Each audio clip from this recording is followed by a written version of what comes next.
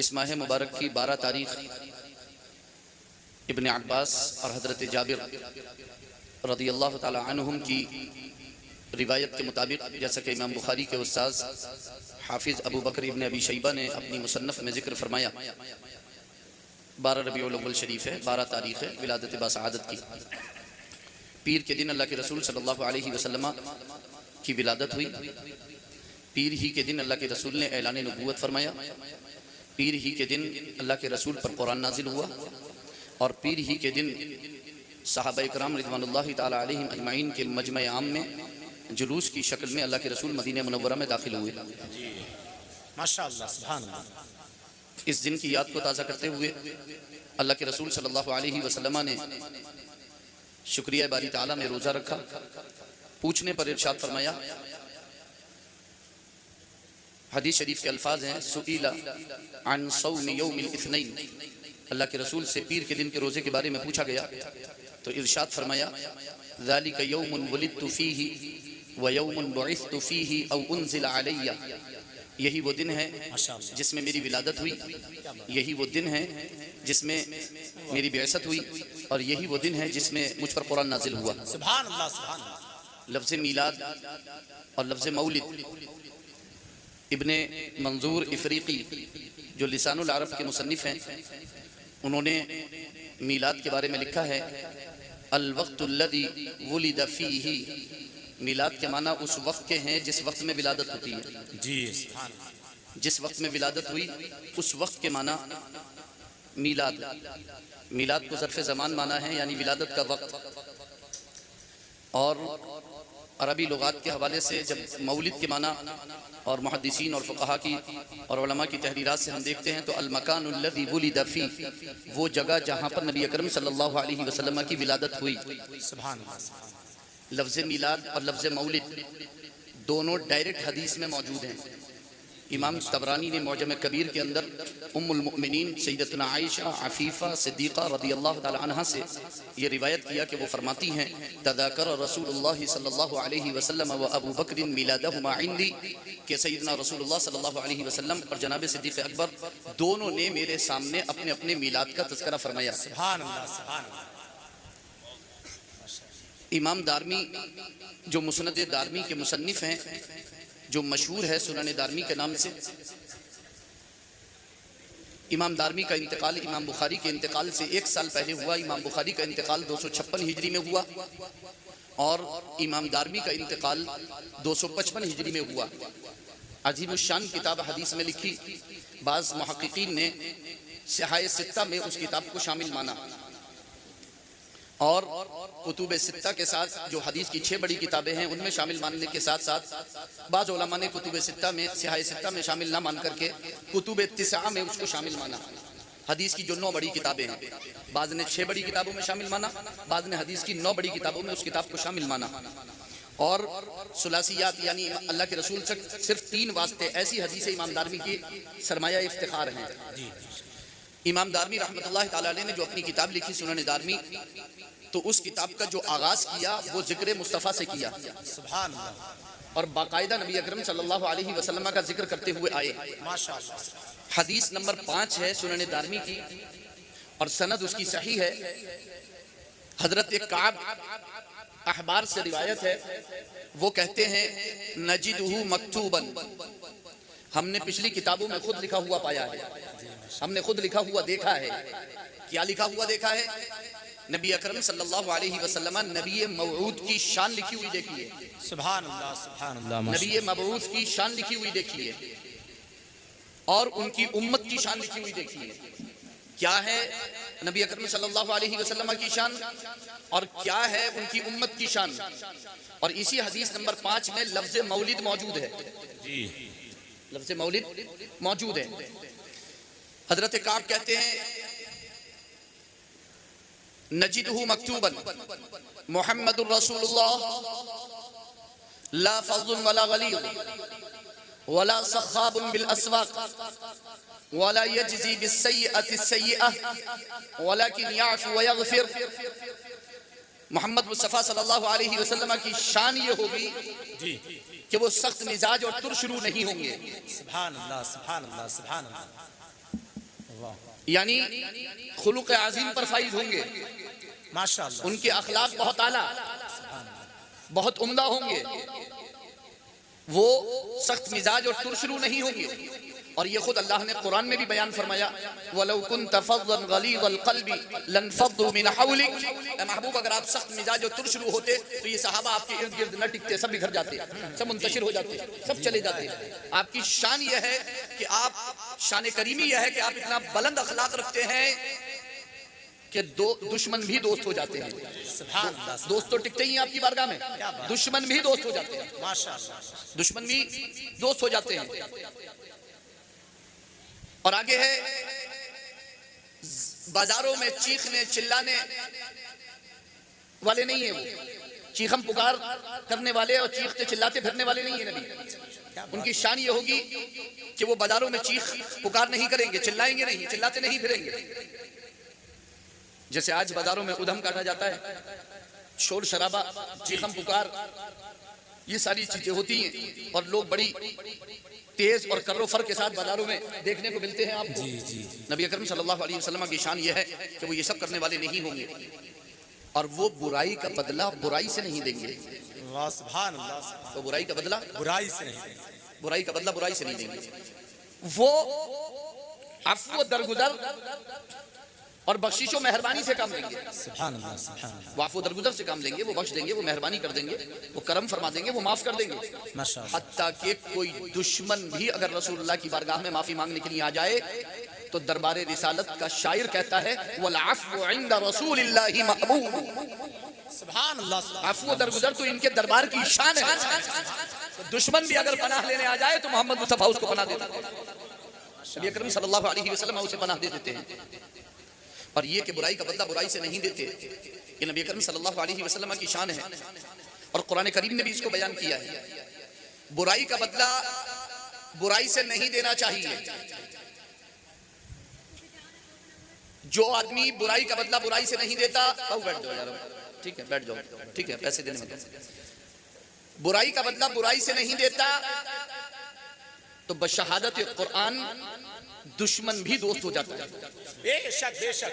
पारा नंबर 24 आप पढ़ें, अल्लाह रब्बुल इज्जत इरशाद फरमाता है, वला तस्तविल हसनतु वला सय्यअह, अच्छाई और बुराई बराबर नहीं होते। जी, क्या एक तो मतलब वही है जो आप समझ रहे हैं, अच्छाई और बुराई बराबर नहीं हो सकते, अच्छाई और बुराई दोनों बराबर नहीं हो सकते, अच्छाई अच्छाई है, बुराई बुराई है। लेकिन अच्छाई और बुराई बराबर नहीं हो सकते, अच्छाई भी बराबर नहीं हो सकती, बुराई भी बराबर नहीं हो सकती। अच्छाई भी बराबर नहीं हो सकती, बुराई भी बराबर नहीं हो सकती, अच्छे भी बराबर नहीं हो सकते, बुरे भी बराबर नहीं हो सकते। काफिर भी बुरा है, एक मुसलमान भी बुरा है, दोनों बराबर नहीं हो सकते, बराबर नहीं हो सकते, बराबर नहीं हो सकते। ये मुसलमान है, वो गैर मुस्लिम है, इसने अगर कोई बुराई कर ली है वही बुराई उसने कर ली है, लेकिन दोनों बराबर नहीं है, दोनों बराबर। और अच्छे भी बराबर नहीं है, अच्छे भी बराबर नहीं है। इसलिए तो इमाम इश्क मोहब्बत इमाम अहले सुन्नत आला हज़रत फाजिल बरेलवी अलैहि ने फरमाया, सब अच्छों में अच्छा हमारा नाम। क्या बात है, सुभान अल्लाह, सब अच्छों में अच्छा हमारा नाम, सब अच्छों में, सब अच्छे अंबिया, सब अच्छे, सब अच्छों में अच्छा हमारा नबी, सबसे औला वो आला हमारा नबी, सबसे बाला वो आला हमारा नबी। करनो बदली रसूलों की होती रही, चांद बदली का निकला हमारा नबी, कितने तारे खिले छुप गए पर न डूबे न डूबा हमारा नबी। तो सब अच्छों में अच्छा हमारा नबी, तो सारे अच्छे भी बराबर नहीं है। इसलिए तो कुरान ने फरमा दिया, तिलकर रुसुल फद्दलना बादहुम अला बाद, हमने बाज को बाज पर फजीलत दी है। नफ्स नबूवत में फजीलत नहीं है, दराजात में फजीलत है। नबी तो सब बराबर है, नबूवत में तो सब बराबर है। ऐसा नहीं है किसी को कम नबूवत मिली है, किसी को ज्यादा नबूवत मिली है, नबूवत सबको बराबरी से मिली है, लेकिन दराजात में फर्क है। अल्लाह रब्बुल इज्जत ने फज़ाइल बयान फरमाए तो कुरान कहता है, वला तस्तविल हसनतु वला सय्यअह, अच्छाई और बुराई बराबर नहीं है। इसलिए आगे कुरान क्या फरमाता है, इदफा बिल्लती हिया अहसन, बुराई को बहुत अच्छाई के जरिए टाल दो। सुभान अल्लाह, सुभान अल्लाह, अच्छाई के जरिए नहीं, बहुत अच्छाई, बहुत अच्छाई के जरिए। अगर किसी ने, किसी मोमिन भाई ने किसी के साथ कोई बुराई कर दी है तो अब मोमिन की जिम्मेदारी ये बनती है कि वो उसको बहुत अच्छा बदला दे करके उस बुराई को जी खत्म कर।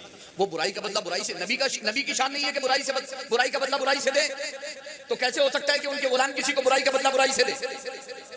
बहुत अच्छा। फिर किस वजह से नारे लगाते फिर रहे हैं कि हम नबी का दामन नहीं छोड़ेंगे? जी जी जी जी। जब बुराई का बदला किसी को बुराई से दोगे तो कैसे कह सकते हो आपके नबी का दामन नहीं छोड़ेंगे?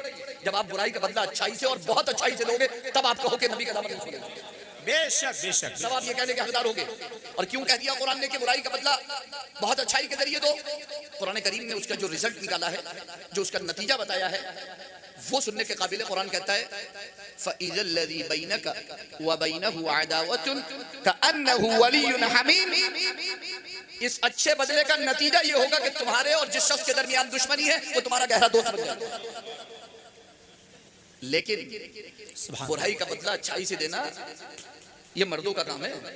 क्या बात, ये ढीले लोगों का काम नहीं है जी। ना ना ना ना ना, क्या बात यार ढीले लोगों का काम नहीं है। बुराई का बदला अच्छाई से देना ये तो बहुत ताकतवर लोगों का काम है। बेशक बेशक।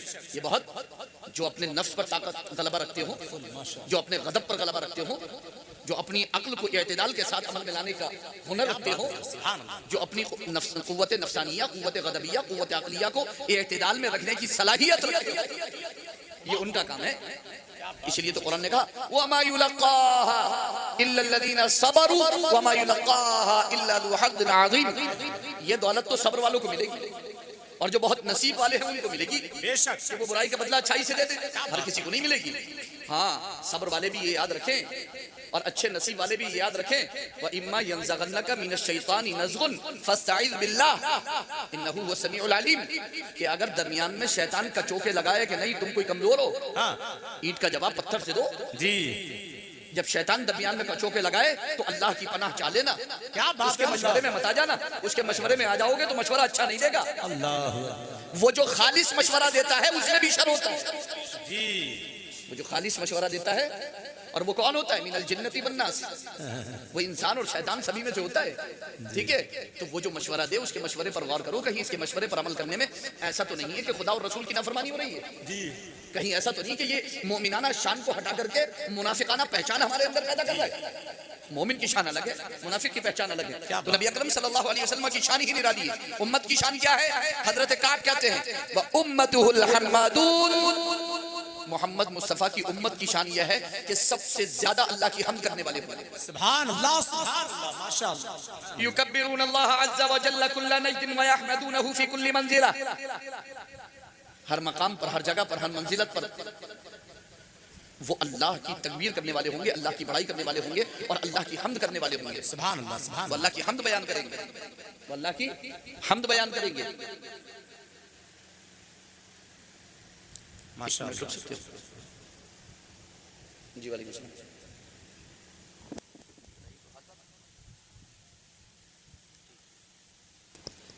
घर से कॉल था, मैंने सोचा शायद इमरजेंसी हो सकती है। ठीक है, अल्लाहुम्मा सल्ली व सल्लिम अला सय्यिदिना व मौलाना मुहम्मद मादिन दुनिया व आलिहि व सहबिहि बारिक व सल्लिम सल्लल्लाहु अलैहि व सल्लम या रसूलुल्लाह सल्लल्लाहु अलैहि व सल्लम या हबीबल्लाह या करीमल्लाह व अला आलिका व असहाबिका या शफीअना इंदल्लाह। वो अल्लाह की हम्द करने वाले होंगे, अल्लाह की तकबीर करने वाले होंगे, अल्लाह की बड़ाई बयान करने वाले होंगे। व यतअज़्ज़रून अला अंसाफिहिम, निस्फ पिंडली तक अपने कपड़े को रखने वाले होंगे, यानी टखने से अपने कपड़े को ऊपर रखेंगे। इसमें इशारा किस बात की तरफ है? इसमें इशारा है कि उनके अंदर तकब्बुर और गुरूर नहीं होगा, घमंड नहीं होगा। वो मुतकब्बिराना लिबास नहीं पहनेंगे। क्या बात, ऐसा नहीं है कि वो घुटन पहने फिरेंगे, क्या बात नहीं। वो मुतकब्बिराना लिबास नहीं पहनेंगे। उनका लिबास कभी भी अगर टखने से नीचे नजर आएगा तो उनकी नियत कभी भी तकब्बुर की नहीं होगी। जैसे कि शाहाने जमाना जमीन पर घिसटता हुआ लिबास पहनते हैं तकब्बुर की वजह से, फख्र और गुरूर की वजह से। और उनकी शान क्या होगी उम्मत मुस्तफा की? व यतवद्दऊना अला अतराफिहिम, आज़ाए वुजू को चमकाते रहेंगे, आज़ाए वुजू को चमकाते रहेंगे। और सिर्फ इतना ही नहीं, सफ़्फ़ुहुम फिल क़िताल व सफ़्फ़ुहुम फिस सलाह सवाउन। जिस तरह जंगों में सफ आरा नजर आते हैं, इसी तरह नमाजों में सफ बस्ता नजर आएंगे। एक जैसी सफ़े होंगी उनकी, जंगों में भी उनकी सफ़े वैसी होंगी और नमाजों में भी उनकी सफ़े वैसी ही होंगी। क्या बात। और उनकी शान क्या होगी? लहुम बिल्लैलि दवियुन कदवियिन नहली। रात में जिस वक्त तहज्जुद के वक्त में जिक्र खुदा करने बैठेंगे तो आवाज ऐसे आएगी जैसे शहद की मक्खी का छत्ता गुजर गया। अल्लाहु अकबर, नारे तकबीर, नारे रिसालत जश्न ईद मिलादुन नबी मसलके आला हजरत काज़ी शहर रामपुर हजरत लामा मुफ्ती सैयद फैजान मियां साहब क़िबला। कई तरफ इशारा है इसमें। नंबर 1 इज्तिमाई जिक्र की तरफ, नंबर 2 इनफिरादी जिक्र भी ऐसा हो सकता है। इज्तिमाई जिक्र तहज्जुद में सब मस्जिद में पहुंच जाएंगे और जिक्र में लग जाएंगे और आवाज ऐसी आती होगी जैसे शहद की मक्खी का छत्ता गुजर गया होगा। और अगर अपने घरों में भी होंगे तो जब एक घर के 10 अफराद और 15 अफराद और 8 अफराद जब रात में तहज्जुद पढ़ने के लिए जिक्र का हल्का बनाएंगे और हर घर में यही माहौल होगा तो आवाज ऐसे ही आएगी जैसे शहद की मक्खी के छत्ते गुजर। कोई राह अगर मुसलमानों के घर के सामने से गुजर जाएगा तो उनकी शान यही होगी कि वो रात को जो है वो जिक्र खुदा में मसरूफ होंगे। क्यों? यही तो वक्त है कि जिस वक्त लोग टुन होकर के पढ़ते हैं उस वक्त मुसलमान जिक्र खुदा में मसरूफ। वही तो शान है, वही तो शान है। माशाअल्लाह। बुखारी शरीफ की हदीस नंबर 1155 बाबु तहज्जुद, अबू हुरैरा रज़ियल्लाहु तआला अन्हु के बारे में हदीस है। हदीस शरीफ के अल्फाज हैं व हुवा यक़सुसु फी क़ससिही व हुवा यज़कुरु रसूलल्लाह सल्लल्लाहु अलैहि वसल्लम। अबू हुरैरा बैठे हुए वाज कह रहे हैं। इमाम बुखारी बाबु तहज्जुद में इसको लेकर के आते हैं। इमाम बुखारी के इस वाज को, इमाम बुखारी अबू हुरैरा के इस वाज को काहे में लेकर के आते हैं? बाबु तहज्जुद में सिर्फ एक बात की वजह से पूरे किस्से को बयान करते हैं। लेकिन हमें तो पूरा किस्सा मिल जाता है ना कि अबू हुरैरा वाज पढ़ रहे हैं और वाज भी कैसा? जिक्र रसूल फरमा रहे हैं।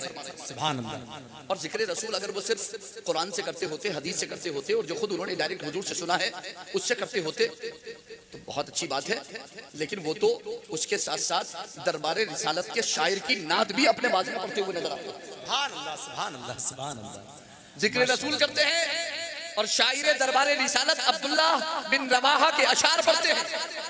वफीना रसूलुल्लाह यतलू किताबा इज़न शक्क मारूफ मिनल फज्र सातिउ, कि हम में एक रसूल है जो अल्लाह की किताब की तिलावत उस वक्त में करते हैं जब सुबह की तेज रोशनी नमूदार होती है। सुभान अल्लाह, सुभान अल्लाह। जब सुबह की तेज रोशनी नमूदार होती है, जब सुबह की तेज रोशनी नमूदार होती है। और आगे उनका शेर है अल्लाहुम्मा सल्ली व सल्लिम अला सय्यिदिना व मौलाना मुहम्मद मादिल जुदी वल करम व आलिहि व सहाबिहि व बारिक व सल्लिम सलातन व सलामन अलैका या रसूलल्लाह सलातन व सलामन अलैका या हबीबल्लाह सलातन व सलामन अलैका या नबी अल्लाह या करीमल्लाह व अला आलिका व असहाबिका या शफीअना इंदल्लाह अरानल हुदा बअदल आमा। माशाअल्लाह। अरानल हुदा, माशाअल्लाह। अरानल हुदा बअदल आमा फकुलूबुना बिही मुक़िनतुन अन्नमा क़ालहु वाक़िउ। सुभान अल्लाह। कहते हैं कि गुमराहियत के बाद जब जुल्मत में और अंधेपन में और गुमराहियत में लोग मुब्तला थे उसके बाद मोहम्मद मुस्तफा ने हिदायत का रास्ता दिखाया। सुभान अल्लाह। जुल्मत से नूर की तरफ लेकर जाने वाली जात जनाब मोहम्मद रसूल। कहते हैं हमारे दिल इस बात पर मुकम्मल कामिल यकीन रखते हैं कि जो कुछ मोहम्मद मुस्तफा ने फरमा दिया पेशन गोई कर दी और खबर दे दी, खुदा की कसम वाक़ई होकर यबीतु युजाफी जंबहु अन फिराशिही इज़ा इस्तस्क़लत बिल मुशरिकीन अल मदाजिउ, कि वो अपनी रात अपने बिस्तर से अलहदा गुजारते हैं अल्लाह के जिक्र में और तहज्जुद में। इस एक बात की वजह से इमाम बुखारी पूरा किस्सा लेकर के आए। सुभान अल्लाह, सुभान अल्लाह। तहज्जुद में बाबू तहज्जुद में इस पूरे वाक़े को लेकर के आए कि मोहम्मद मुस्तफा की शान ये है कि जिस वक्त कुफ़ार मुशरिकीन धुत होकर के टुन होकर के पड़े हुए होते हैं उस वक्त में मोहम्मद मुस्तफा अपने रब को याद करते होते हैं।